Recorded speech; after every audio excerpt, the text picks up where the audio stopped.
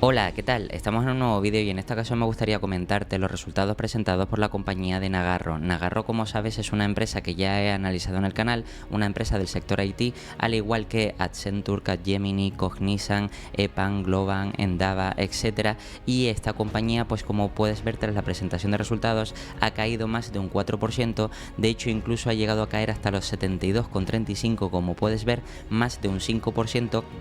Y por supuesto en este vídeo lo que vamos a hacer es ver realmente cuáles han sido los motivos por los que el mercado ha decidido tumbar esta compañía abajo prácticamente ahora más de un 4%. También voy a hacer una posterior valoración y todo esto para ver realmente o entender por qué esta compañía cae cuando otras compañías esperan de aquí a mitad de año que incluso mejorara el sector. Entonces, como siempre, vamos al Investor Relation. Aquí tenemos la presentación en PDF de la compañía y si bajamos un poquito más ya podemos encontrar información importante. Por ejemplo, aquí vemos de forma trimestral, es decir, comparándolo con el trimestre del año anterior y con el trimestre anterior, es decir, con el Q1. Por ejemplo, vemos que crecen un 7% en ingresos con respecto al mismo trimestre del año pasado y un 2,5% con respecto al trimestre anterior, al Q1. Luego, en cuanto a beneficio bruto, fíjate que pasan de 57 millones a 73 millones y decrecen trimestre a trimestre un 0,4%.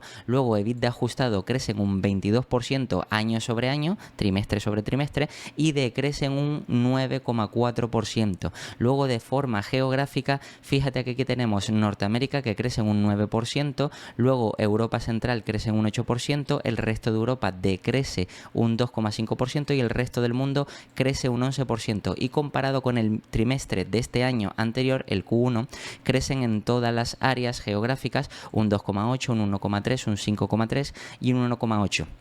Por lo que se ve, han estado avanzando o han mejorado con respecto al trimestre anterior, pero con respecto al mismo trimestre del año anterior, sí es verdad que la parte del resto de Europa ha decrecido, aunque el resto de partes, pues por lo que vemos, han tenido un crecimiento medio del 8, 9 o 11%. Luego, por países, aquí los ingresos han sido: en Alemania ha crecido un 12,3% y un 2,8% con respecto al trimestre anterior, y en Estados Unidos un 9,2%, un 2,4% con respecto al anterior. Y por industrias, que aquí digamos que ya vemos un poco cómo se están recuperando los clientes de cada segmento, fíjate que realmente sigue siendo servicios financieros y seguros el que decrece un menos 2,8%, como puedes ver, con respecto al trimestre anterior, pero crece poco con respecto al mismo trimestre del año pasado. Y luego, si te fijas aquí en la parte de salud, también trimestre a trimestre decrece un poquito, aunque es verdad que comparado con el mismo trimestre anterior crece un 2%. Y luego aquí, en este caso, servicios de consultoría o de información de negocio, aquí puedes ver realmente cómo decrece un 3,5%, pero crece trimestre a trimestre un 2%. Y luego el resto es todo positivo, destacando la parte de público y educación, que crece un 40%, un 2% trimestre a trimestre. Y luego el resto de sectores, como puede ser por ejemplo automóviles, manufactura, industrial, que crece un 7% y se mantiene estable con respecto al trimestre anterior, o energía, materias primas y construcción al mismo tiempo crece un 11,6% o un 11,9% con respecto al trimestre anterior. Es decir, que como vemos, realmente los crecimientos más o menos son buenos, en algunas partes crecimientos de un dígito simple, en otros de doble dígito, destacando el de crecimiento público y educación 40%, y luego algunas áreas donde realmente decrecen un poquito, tanto de forma trimestre a trimestre como en el mismo trimestre del ejercicio fiscal anterior. Luego, si bajamos un poco más, aquí vemos también más datos, pero en este caso semestral, es decir, de los 6 primeros meses del año 2024 con respecto a los de 2023. Aquí vemos que en ingresos crecieron un 5,7%. Luego, en cuanto a costes de esos ingresos, fíjate que se redujeron un poquito, y en cuanto a beneficio bruto, pues fíjate que aumentó bastante, de 118 millones a 146 millones, y con un EBITDA ajustado que pasó de 60 a 74, un crecimiento del 23%. Luego, de forma geográfica, fíjate que la única parte donde también decrecieron semestralmente fue el resto de Europa con una caída del 4,5%, pero luego el resto tuvo Norteamérica un 3,4%, centro de Europa un 8,9% y también el resto del mundo un 11,8%. Y por países aquí puedes ver que Alemania creció un 12,9% y Estados Unidos un 3,7%. Y en la parte de ingresos por industrias, como puedes ver, todos crecieron salvo la parte de servicios financieros o aseguradoras, que decreció un 0,1%, y también la parte de servicios de consultoría e información de negocio, que decreció un menos 8,8%. El resto realmente ha tenido buenos crecimientos, como puedes ver: automóviles, manufactura industrial un 11%, energía, materias primas, construcción un 6%, luego tecnología horizontal un 0,9% de crecimiento, la parte de salud un 5,2%, un 17,6% la parte pública y de educación, y luego retail pues un 9%, telecomunicaciones, media, entretenimiento, pues aquí puedes ver que un 6,2% y viajes y logísticas un 1,3%. Entonces, como ves, más o menos todos los segmentos o todas las industrias de los clientes pues han ido mejorando, como digo, salvo servicios financieros y también la parte de servicios de consultoría o información del negocio en este caso. Si bajamos un poco más y aquí vemos la diversificación por clientes, vemos que la compañía ha reducido la exposición al top 5 de clientes, es decir, tenía un 14,3, suponían los 5 primeros clientes o los clientes más fuertes, ahora supone un 14,1, y del 6 al 10 ha aumentado un poco, del 9,4 al 9,7, y luego fíjate que el resto de clientes más allá del top 10 ha pasado del 76,3 al 76,2, entonces más o menos se mantiene estable. Si bajamos un poquito más, tenemos aquí más información sobre la compañía, donde, como sabes, siempre es interesante que te lo leas: descripción general, datos financieros, etcétera, pero yo me voy a detener, por ejemplo, aquí para que veas cómo cambian o cómo pasan de los ingresos a el EBITDA ajustado. Fíjate que aquí tenemos, esto es semestral, de 456 millones a 482 millones, como puedes ver. Luego fíjate que aquí aplican el nuevo método corriente, que es este, que le suman 20,6 millones, entonces han pasado de 118 millones a 146 de beneficio bruto, como puedes ver, y con márgenes brutos que pasan del 26% al 30%. Y luego, en cuanto a EBITDA ajustado, fíjate que los márgenes eran del 13 y pasan al 15, y luego EBITDA ajustado total pasan del 60 millones a 74 millones, cosa que, como ves, es bastante interesante. Luego aquí más información explicándote todo lo que vimos anteriormente en detalle, y si bajamos un poquito más, incluso aquí vemos la parte de divisa. Fíjate que lo curioso es que realmente la divisa donde más han conseguido en ingresos en los 6 primeros meses ha sido el dólar, 192 millones frente a los 192,4 anteriores, 192,8, 192,4. Luego en euros, 176 millones, 176,8, 156,7. Y luego, como tercer puesto, aquí vemos las rupias, que ha descendido de 53 millones a 46 millones. Lo curioso es que luego, en cuanto a gastos de divisa o por divisa, fíjate que son las rupias las que más incrementan ese gasto, pasando de 182 millones a 185 millones. Luego los euros de 102 a 121 y luego los dólares de 58 a 60 millones, cosa que es curioso, y esto pues por supuesto, como sabes, tiene un efecto divisa en la compañía. Si bajamos un poquito más, aquí vemos ya un resumen, un gráfico sobre el balance de la empresa. Por ejemplo, aquí tenemos la parte de activos, como puede ver, la parte de pasivos y los cash flow de forma resumida. Aquí vemos, por ejemplo, el goodwill, que supone 226 millones, luego después también activos para uso 45 millones, luego receivables, es decir, cuentas por recibir, aquí podemos ver que es este verde, 233 millones. Fíjate que todo, por ejemplo, con respecto a el mismo, o en este caso a diciembre de 2023. Luego, en cuanto a caja, que pasa de 110 millones a 121 millones, como puedes ver. Luego activos intangibles, etcétera, etcétera. Luego, si vamos a la parte de pasivos, aquí podemos encontrar, por ejemplo, deudas del banco. Por ejemplo, en este caso han pasado de 274 a 284.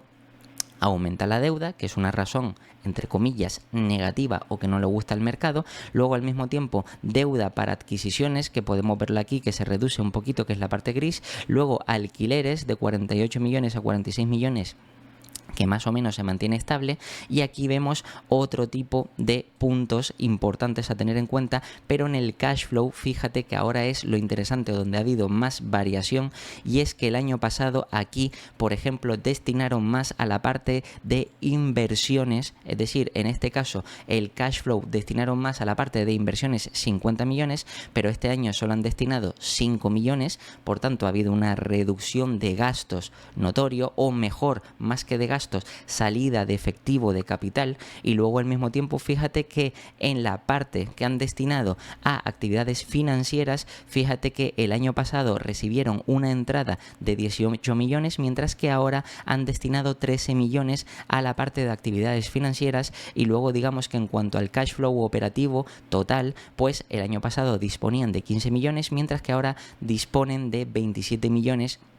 cosa que es más positivo. Como puedes ver, si bajamos un poquito más, aquí tienes la explicación de toda la parte del balance, que como digo siempre es interesante que te lo leas. Aquí incluso vemos los 5 primeros países, o el top 5 de saldos bancarios por países, donde por ejemplo aquí vemos que la India es donde más hay, 52 millones frente a 38 anteriores, luego Alemania, luego Estados Unidos, Sudáfrica y por supuesto también Rumanía. Como puedes ver, si bajamos un poquito más, aquí hay más datos importantes. Por ejemplo, aquí la satisfacción del cliente, que siempre es importante medirla. En este caso la compañía más o menos espera que se sitúe en torno al 92% de satisfacción de los clientes, pero fíjate lo curioso, y aquí vemos el primer punto, que aquí es donde realmente el mercado, pues creo, en mi opinión, que no se lo ha tomado tan bien, y es precisamente esto, que es el guidance para 2024. Fíjate que aquí lo que nos comentan es que nosotros no tenemos actualización de guidance. Al principio de año Nagarro había proyectado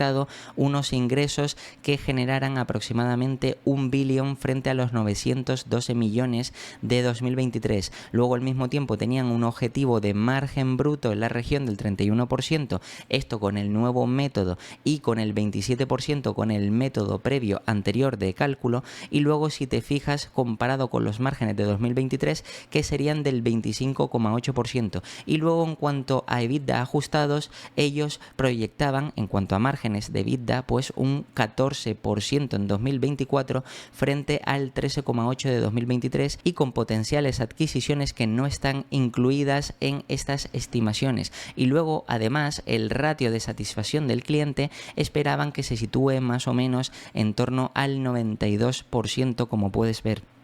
cosa que es interesante. Entonces, ¿cuál es el tema? Pues que como vemos aquí, las expectativas, ya estamos viendo que si Nagarro no cambia las expectativas a mejor, cosa que hemos visto que otras compañías del mismo sector han mejorado las expectativas porque esperan un segundo mejor año, y por tanto eso puede repercutir directamente en los beneficios de la compañía. Es decir, hemos visto cómo semanas atrás te traje una actualización de Accenture y te hablaba del sector IT, como por supuesto ellos estaban viendo que estaba mejorando el sector y esto podía ser positivo para todas las compañías. O más recientemente el caso de EPAM, que aunque EPAM es verdad que está pasando por unos problemas estructurales y al final digamos que tiene que adaptar ciertos costes, etcétera, etcétera, lo cierto es que ellos estaban viendo que por la parte de inteligencia artificial, y de aquí a la segunda mitad del año sí estaban viendo que otros competidores del sector e incluso ellos mismos estaban viendo aumento de demanda, cosa que si por esta parte vemos que Nagarro no actualiza el guidance,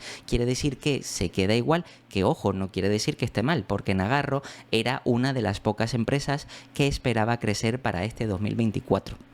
Pero sí es verdad que el hecho de que no actualice cuando resulta que el mercado se esperaba que esta segunda mitad fuera a ser mejor por la bajada de tipos de interés, porque la demanda de clientes está aumentando, etcétera, pues si eso no lo absorbe Nagarro, quizás puede ser algo a priori negativo. Pero digamos que esto al principio pues son más conjeturas y habrá que ver realmente qué es lo que pasa en los próximos trimestres. Por tanto, si seguimos bajando un poquito más para encontrar más información importante, fíjate que por ejemplo aquí ya vamos a la parte del balance, donde por ejemplo podemos ver el goodwill por esta parte,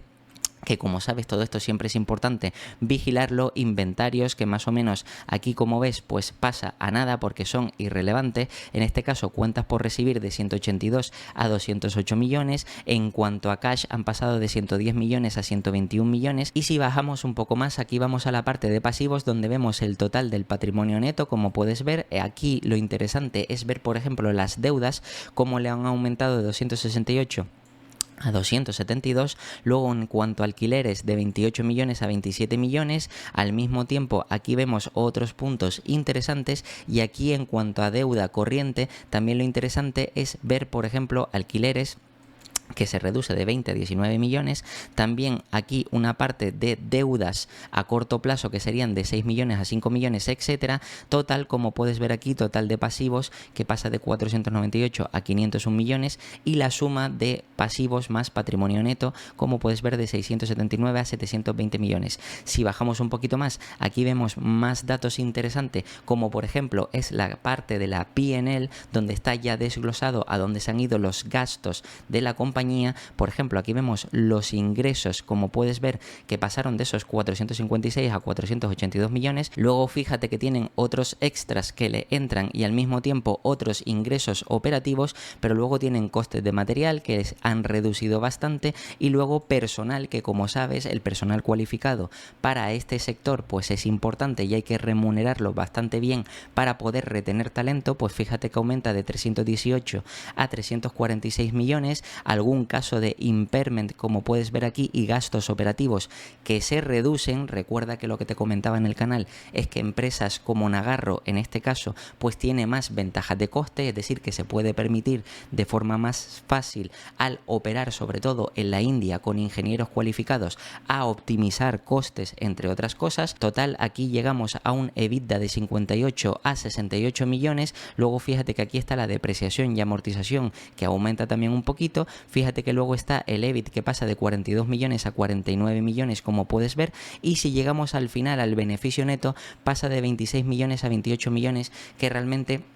digamos que es un crecimiento ligero. Es verdad que el mercado en algunos puntos se esperaba mejores datos, pero en términos generales, entre lo que estamos viendo de los datos presentados, más también digamos que no han actualizado el guidance para 2024, es verdad que no lo han empeorado, pero tampoco lo han mejorado. Entonces todo esto pues quizás es lo que puede hacer que negativamente pues el mercado esté castigando a la compañía de momento un 4%. También recuerda que, tal y como te he explicado en el canal, esta empresa es una small cap. Por tanto, es normal que existan más ineficiencias en esta compañía frente a otras. Por eso, digamos que en vez de estar más seguida por el mercado, porque hay instituciones financieras o bancos o aseguradoras, etcétera, etcétera, que no pueden invertir en esta compañía precisamente por el tamaño más pequeño, pues eso crea unas mayores ineficiencias. Por lo que, en mi opinión, creo que no debería ser tampoco tan preocupante. Si bajamos un poquito más para ver más información, aquí vemos el ajuste final donde llegamos a los EPS de la compañía y fíjate que la compañía pasa, en este caso en la parte diluida, de 1,95 a 2,14, cosa que es interesante tenerlo en cuenta. Y luego fíjate que si seguimos bajando hay más ajustes interesantes, pero aquí en la parte de los cash flow ya tenemos más información para saber qué han hecho con las entradas y salidas de capital. En este caso aquí parten del EBIT, como puedes ver, reconstruyen todo, es decir, lo que no supone una salida de caja real, para llegar al cash flow, que ha aumentado de 15 millones a 27 millones, el cash flow disponible para hacer operaciones. Luego aquí, como ves, tenemos la parte del CAPEX, que aumenta ligeramente de 2,4 a 2,8 millones, y luego la parte de adquisiciones, que como ves anteriormente fue mayor pero que ahora se ha reducido bastante. Luego en la parte de actividades financieras, fíjate que aquí tenemos, por ejemplo, para acciones, como puedes ver, deuda bancaria, que fíjate que se reduce de 57 millones a 10, es decir, que piden menos deuda bancaria. Luego el repago, fíjate que han repagado también menos deuda, y aquí, por ejemplo, como puedes ver, en cuanto a pago de alquileres, más o menos se mantiene similar, y el pago de intereses sí es verdad que pasa de 6 millones a 9 millones. Total, esto quiere decir que al principio del periodo tenían 107 millones y al final del periodo tienen 116 millones, por por lo que les ha sobrado. Entonces, más o menos, como has visto, los resultados de la compañía han sido interesantes. Por supuesto, aquí hay mucha más información interesante sobre la compañía que, como ves, te puedes leer todo esto, ya que especifica más o menos entradas, salidas de capital, cada apartado, inversiones, etcétera, etcétera. Pero yo digamos que con toda esta información lo que voy a hacer es irme a la parte de valoración. Como sabes, Ticker tarda en actualizar los datos. En este caso está cotizando a 77,30 en Ticker, como puedes ver, pero realmente si nos vamos aquí a Google, que sí actualiza más al momento, ves que está a 74,60.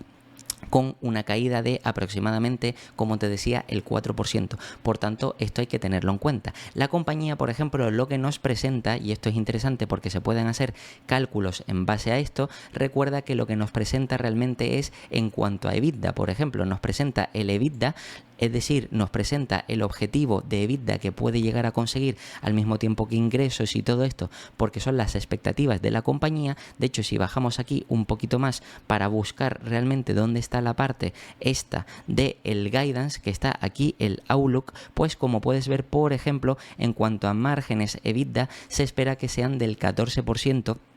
aproximadamente en 2024, y como puedes ver realmente el guidance no tiene cambios, es decir, que siguen esperando realmente generar 1 billón de ingresos, y sobre este billón pues el 14% que sea de EBITDA, es decir, muy sencillo, 140 millones de EBITDA. Por tanto, si vamos aquí a la parte de Ticker, aquí en estimaciones, vamos a verificar que efectivamente, fíjate que aquí los analistas estiman esos 140 millones, es verdad que ellos estiman en cuanto a ingresos 988, pero yo lo que voy a hacer es calcular el ratio EV/EBITDA, es decir, el múltiplo de valoración de esta compañía por EV/EBITDA, realmente para ver cuánto sería el múltiplo de esta compañía, sobre todo a futuro. Fíjate que realmente la estimación es correcta y ellos no dan cambios, por tanto para este año 140 millones, pero fíjate que luego el crecimiento esperado para esta compañía para EBITDA, es decir, en el caso de EBITDA el crecimiento que se espera es del 20%, del 9%, es decir, que esto hace una media del 15%, y luego digamos que hasta 2028 ya no hay nada. Por tanto, yo lo que voy a hacer es, me voy a ir a MoneyChimp, voy a partir de estos 140 millones de EBITDA, porque no solo lo estiman los analistas, sino también el propio equipo directivo no ha hecho ninguna actualización, es decir, sigue esperando ese 14% de crecimiento, y eso vamos a calcularlo en base a 2028. Pero eso sí, antes de eso tenemos que saber qué múltiplo le asignamos a esta compañía por EV/EBITDA, y para eso me voy aquí a la parte de valoración, donde realmente por EV/EBITDA, como puedes ver, fíjate, simplemente voy a mirar el gráfico de forma histórica, 8 o prácticamente 9 veces es la media del último año, y a 3 años fíjate que ha sido 13.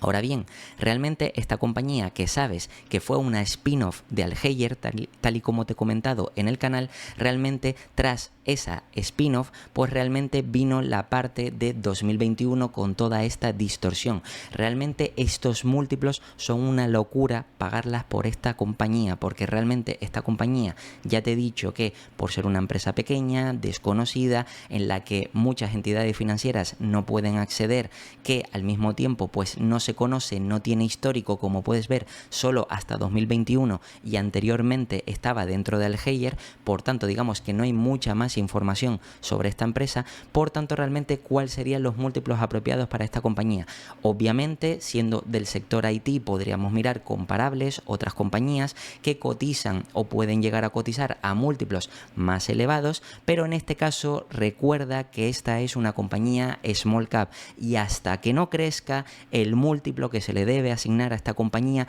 no puede ser alto, porque no tiene sentido, ya que no van a haber entradas de capital masiva, y los inversores particulares, por mucho que muchos se pongan de acuerdo, no van a hacer que el múltiplo de valoración de esta compañía suba bastante. Eso es importante que lo entiendas, porque realmente, como te he explicado en el canal, quien realmente mueve el mercado, el 70% del mercado, suelen ser institucionales, grandes fondos de inversión,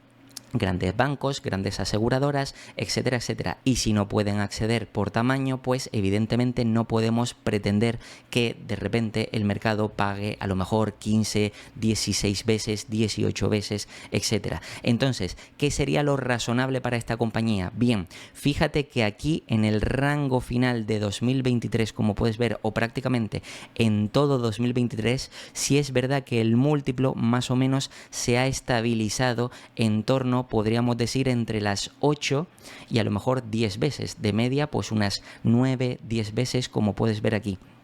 aproximadamente. Incluso es verdad que, tal y como te he dicho, si esta compañía va creciendo poco a poco, es normal que poco a poco veamos cómo los múltiplos de esta compañía van subiendo. Por lo que quiere decir que, aunque aquí el múltiplo actual puede ser de 8 veces, incluso como ha bajado y como te he enseñado, ha bajado, ha corregido un poco en bolsa, eso quiere decir que incluso el múltiplo sería un poco más bajo de estas 8 veces, pero podríamos asignar de aquí a 5 años 9 o incluso 10 veces. ¿Por qué? Porque está más o menos dentro del rango. Tiene sentido que a medida que coja más tamaño, pues esta empresa reciba un múltiplo superior. Y por supuesto también tienes que pensar una cosa: a medida que pasen los años, también a nivel macroeconómico habrá menos dificultades. Es decir, se presupone que todo se irá arreglando tanto a nivel económico como a nivel, en este caso micro, del sector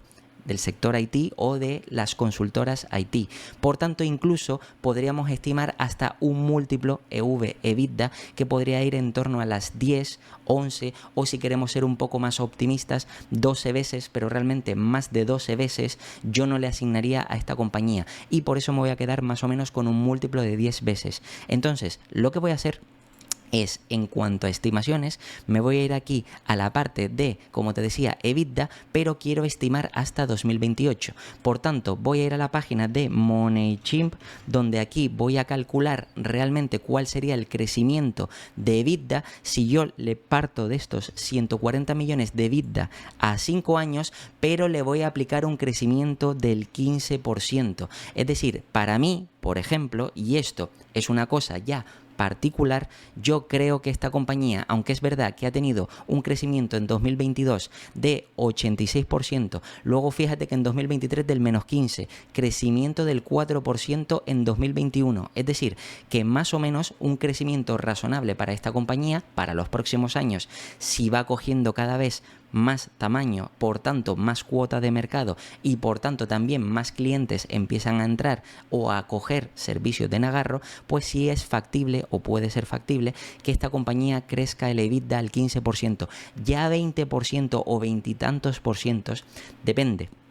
Porque, como ya te he explicado en el canal, para mí esta no es la mejor compañía del sector, y como ya te he explicado, la mejor indiscutiblemente es Globant, y no hay nada más que ver los datos que han presentado en el pasado y las expectativas que hay de aquí a futuro. Por tanto, esta compañía para mí yo creo que puede crecer al 15% siendo conservador, ¿vale? Pero que es algo razonable, y por tanto eso quiere decir que llegaría a una EBITDA de 281 millones, como puedes ver. Por tanto, 281 millones, esto sería 5 años más allá. Estamos partiendo de 2024, 25, 26, 27, 28, 29, hasta 2029. Por tanto, me voy a ir aquí a la calculadora y voy a tener en cuenta, en primer lugar, estos 281 millones. Como puedes ver, pongo aquí 281 millones y esto lo voy a multiplicar por el múltiplo de 10 veces. ¿Por qué?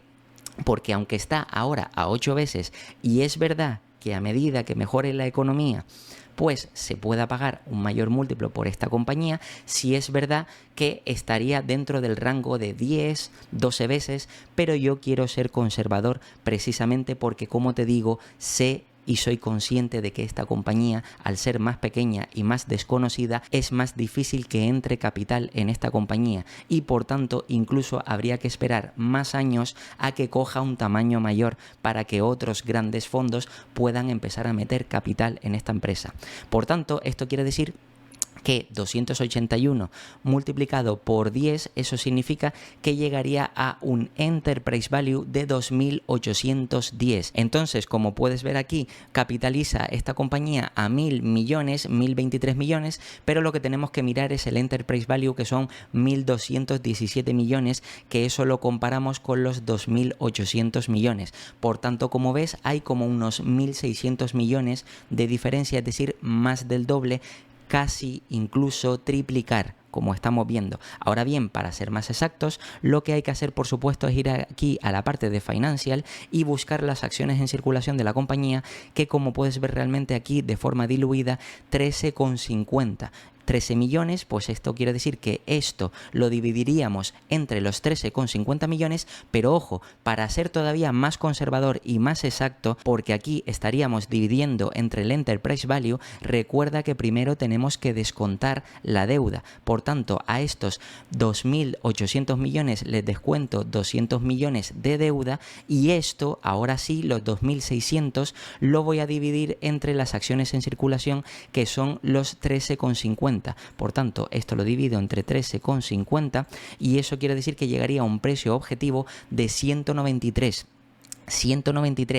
a 2029, creciendo la compañía el EBITDA al 15%, cosa que evidentemente la compañía podría incluso crecer más si sigue optimizando los márgenes, pero repito, quiero ser conservador y al mismo tiempo aplicarle cierto sentido, ya que como sigue siendo pequeña, es decir, después de este crecimiento, como vistes, 2.800 millones de Enterprise Value, sigue siendo una empresa pequeña y por tanto el múltiplo que le debemos asignar a esta compañía no puede ser más de 12 veces, no tiene sentido para una compañía tan pequeña, pero sí es verdad que a medida que vaya creciendo esta compañía, si sigue haciendo las cosas bien, por supuesto el mercado podrá ir haciendo un pequeño re-rate por esta compañía, y más adelante, pero cuando digo más adelante es a más de 5 años, es decir, a 10 años o a 15 años incluso, cuando ya la compañía capitalice más o menos como una empresa mediana, seguramente podamos ver